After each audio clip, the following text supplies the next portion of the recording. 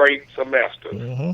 So shouts out to Jessica. Yeah, boy, she held your boys down, and you. she knew. So she was like, Robert, you know study? I'm like, nope. Oh, Robert. No, Robert.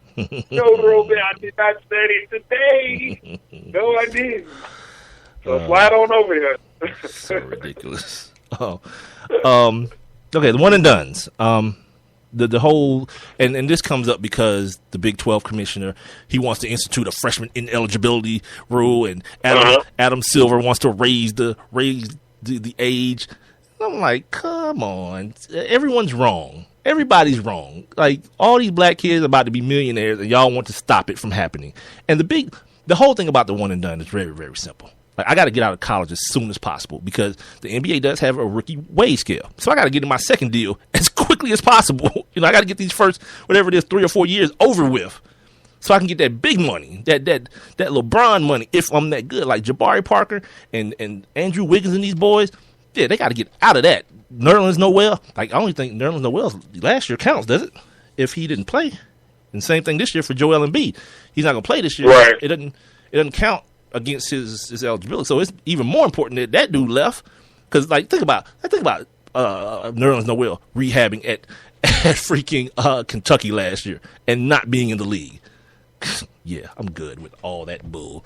I'm like, some kids are just special. Anyway, here is the factual actual on all that stuff. Okay, over the last 3 seasons, more than half of the NBA All-Stars had either turned pro out of high school or been one and done. 84% of the high school players drafted between 1995 and 2005. That's that whole from Kobe in 95 to probably the last guy in 2005 may have been Lou Williams, right? Second round pick out of right down here in Georgia, in South Gwinnett High School. Yeah, he may have been the last high school kid to get in there. So at 84%, these dudes are still playing ball. I'm good, and that's even factoring in like guys like Darius Miles who just had a bad injury. As far as dudes coming out of high school. So, yeah, at 84%, if I gave you those odds in a stock, you'd buy the hell out of it. Every last one of you. So, if this is what I'm betting on, 84% of these dudes are going to be in the league for 10 years. The median career was 10 seasons, more than double the NBA average player. I'm good. Yeah, I'm out of here the first chance I get. Like, lower the age, cuz. Lower it back to 17 or whenever you get out of high school. If you can play ball, play ball. Of the 38 high school players drafted since 1995, when the rookie wage scale was introduced, 24 played in the NBA this season. That's 63%.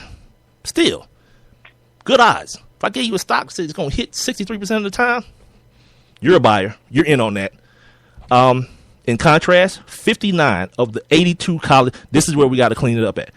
59 of the 82 college freshmen who turned pro since 1996 were still on average on active roster, and that's at about 72%. This was written last year.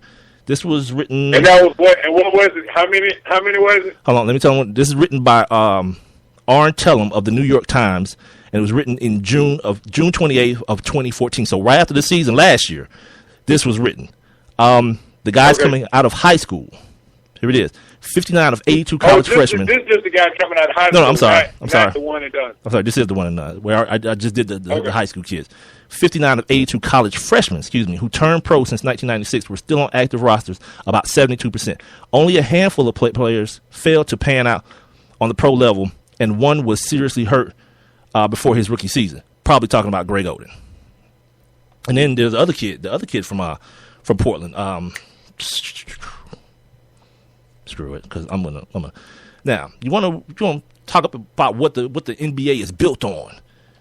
Let's talk about Kobe Bryant, Dwight Howard, LeBron, Tony Parker, Kevin Garnett, Tracy McGrady, Chris Bosh, Carmelo, Kevin Durant, Derrick Rose, and Carmelo obviously went to school for a year, right? You got Anthony, Kevin Durant, Bosh as well. Bosh as well spent a year down here in Georgia Tech. Right. So just think about what are we hurting for, as far as the NFL is concerned. And then here's the deal too about this whole notion that the one and done is killing college basketball. All right, let's calm down, everybody, and look at what the facts are. Well, you know what? We're talking about an average of 8 kids If 8 kids leaving every year could hurt your whole league, yeah, the league is already done and stupid. But no, here's your litmus test. Georgia Tech with Chris Bosh was a very good team. The year after Bosh left, they went to the Final Four. I think they went to the national championship game. They lost to UConn. Wait a minute, that was with Bosh, wasn't it?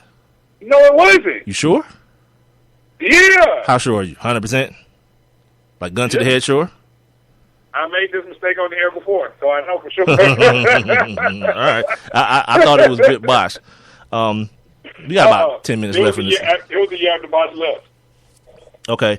What else do I want to let you guys know about this stuff? Because it's a very in-depth look. And for those of you who think like, oh, this dude is always talking about race. You know why? Because it's present. Because I don't hear nobody mumbling about Major League Baseball signing kids out of high school. I don't hear nobody mumbling about hockey signing kids out of high school. But for some reason, there's a problem with these basketball players. Let's see. Major League Baseball. I think it's something like 60-something 0.2%. It got lowered this year. I have the article here somewhere. But whatever. It's 60-something odd percent Caucasian. And hockey, I don't even know the number for hockey. But, yeah, just look at the game. Just look. One time. If you like me and you're not really into hockey, just look. Yeah, it's a bunch of white dudes. A bunch of dudes from Europe. A bunch of dudes from overseas, from Canada. Let's keep it real. For me, I'm not the dude that goes around looking for the Klansman under my bed. But when something, appears to be a duck and it sounds and quacks like a duck, I'm entitled to call it a duck. And it's really, really, really bothersome that it's what I'm always talking about when I talk about the authors of the stories not looking like the characters within them. Because, I mean, I don't expect Jay Billis necessarily to bring this up. If he does, it'd be cool. Or Colin or Dan Patrick or anyone who talks about this subject. But it's real talk. Like, all these dudes want to talk about, the one and done is crazy. It's killing college basketball. We're talking about an average of 8 players. Last year was an influx. Like, last year, 7 out of the first 10 were freshmen. And I think 10 out of the first 20 guys were freshmen. Like, half of the guys that came out last year were either freshmen. Then you had, like, Dante Exum, the kid from Australia, who was still, like, 17, 18 years old. So there's that whole situation. But for the most part. But wasn't Dennis Schroeder, what was his classification when we drafted him? Because he was like 18 playing for he's like Tony Parker. Same thing, teenager. He's like a Tony Parker dude coming from, Germany or whatever, but he was still playing like Tony Parker, playing pro basketball at the age of 17. But which is still, to me, makes no difference because there's still that same thing that people say, well, you stay in college, you get the college experience.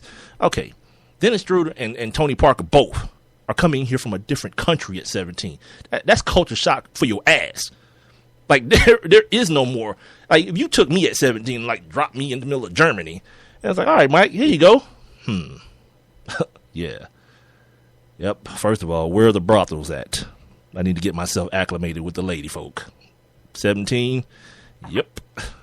It's going to be a problem. Quick, fast, and in a hurry. I don't know. What are German women like, though? You find women in Germany? Like, any supermodels from Germany or anything like that? Probably. But that's probably like the minority, huh? I don't know. That'd be something else we can Google here later on, finding out exactly, what's happening. Even guys like, I'm looking at ESPN right now, guys like Kyrie. Like, that dude played 7 games for Duke. 7. And is right. busting dudes in their mouth for 50 plus twice this season. Like, that dude don't need to be in nobody's college. No. He don't need to be in nobody's school. I forgot all about that. Yeah, Kyrie played 7-8 games that year. Come on. What? I'm sure those 8 games for Coach K got him so much more prepared for the NBA. Lies. He was already ready. His dad's a baller. Come on. What are we talking about? Like, yeah, man, just everybody calm down. Let these kids get their money. Because like I said, the objective is I got to get to this second deal. I got to get there. Because this first one ain't worth crap. And they make sure. And I'm not opposed to that at all. Like, no, like, you shouldn't go into no job having done nothing for that company and making more than like somebody who's who's toiled and sacrificed and fought through injury and played these 82 games, you know, for their prospective ball club and for the league as a whole. And now some young punk, you know, snotty-nosed kid is out earning me? Nah. I'm all about what the NBA does as far as that's concerned. Like, yeah, let these kids make their money, but at a certain point, we all got to earn what we, eat. So that I don't sound like a Debbie Downer about the whole thing, you know, that's that. As well, you know what? Yes. We got like 4 minutes. This Christian Laettner thing was like people. This is why, and I do this a lot. Like stuff that people are all over. Like I wait. Like how folks are like all over this like empire thing. I usually wait because people tend to be very, very hyperbolic about things when things are brand new and like act like they've never seen certain things before. Like yesterday on Twitter, it was like, this morning, as a matter of fact, oh my God, the Christian Laettner 30 from a 30 was the best thing since sliced bread. All right. I DVR'd it last night because I had other TV watching, you know, things scheduled. Things that I enjoy. So I saw, like my guy, shout out to my guy Arthur Trish too, man. I had to tell Arthur that we was doing this again because he didn't know. And Arthur wanted me to tell you, good luck. Well, he says good luck to both of us in our podcasting endeavors. Future endeavors. Well, it's not the future now; it's the present. So, in our current endeavor, you know what I mean. Yeah. What's Arthur's Twitter?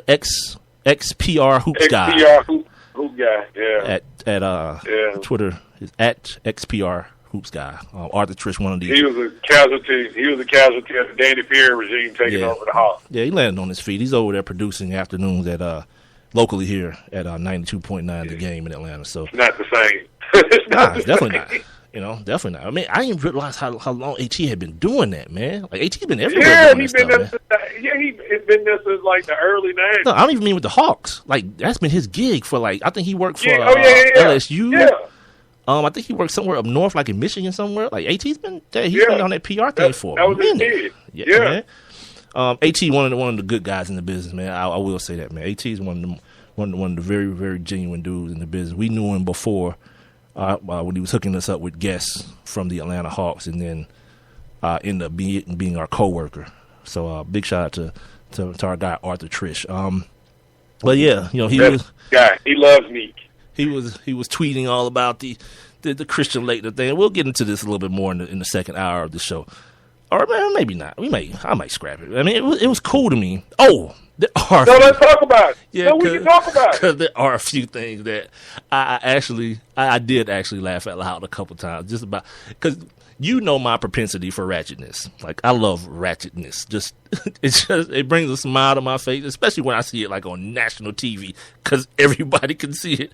And I always picture like some like stuffy white dude looking at this thing like, what the hell is he saying? And that happened multiple times during this freaking interview, this documentary, and it was outstanding.